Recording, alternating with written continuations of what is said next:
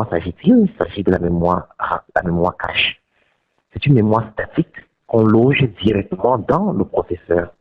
Et cette mémoire cache a pour particularité d'abord d'être très rapide, puisque c'est une mémoire statique. Ensuite, elle peut être utilisée pour stocker les données fréquemment utilisées par le processeur. Au lieu d'aller chaque fois obtenir ces données de la mémoire dynamique, qui est plus lente, le processeur sauvegarde ces données fréquemment utilisées dans une mémoire qui peut être interne, ça c'est un cache niveau 1 par exemple, ou qui peut être externe, voire un niveau 2, un niveau 3. Et ces différentes mémoires statiques permettent simplement à un processeur de pouvoir mieux traiter l'information.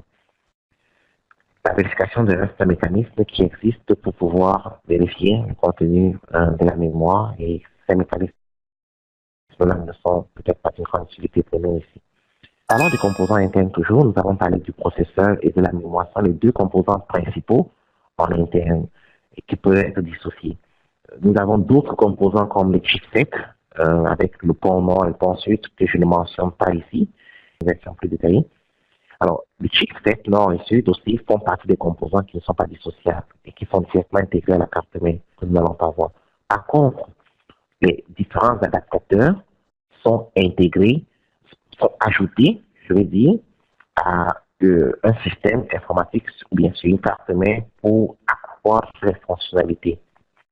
Nous avons carte son, carte vidéo, une carte de port USB par exemple, une carte de port parallèle ou de port série, une carte réseau sans fil, une carte modem si possible, une carte TV. Bref, il y a des cartes pour avoir quasiment tous les ports que vous pourrez ne pas trouver.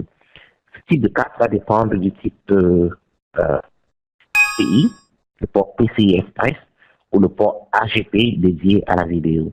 Donc ces trois ports existent sur la carte, mais vous devez être en mesure de les reconnaître sur une carte qui se présente à vous. Les disques durs sont un autre composant fondamental à l'intérieur d'un boîtier. Après le processeur, la mémoire, je pourrais rapidement voir le disque dur. Pourquoi avons-nous parlé des cartes d'extension? Parce que ce sont des mini-cartes mères. Je rappelle encore, une carte d'extension est dotée, dans la plupart des cas, de son processeur, comme vous voyez là sur l'image, est dotée de son circuit complet intégré, de son port sortie ou d'entrée, et surtout contient parfois son BIOS interne, surtout les cartes vidéo qui doivent démarrer indépendamment de la carte mère, entre guillemets. Donc, certains contiennent généralement leur BIOS aussi, qui permettrait de faire leur test automatique de suspension au démarrage.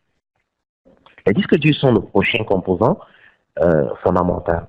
Peut-être pas les disquettes qui sont déjà dépassés. Les disques durs existent sous deux formes aujourd'hui. Les disques durs HDD, qui sont encore des disques magnétiques, et pourtant nous avons juste à côté des disques électroniques, SSD, Solid State Drive, qui ne comportent pas de pièces mobiles. Ils sont très fiables, très rapides, ils ne sont pas exposés aux interférences d'ordre magnétique ou autres, et ont une consommation d'énergie très, très réduite. La plupart d'ordinateurs modernes viendraient avec des disques durs SSD. Si vous avez à voir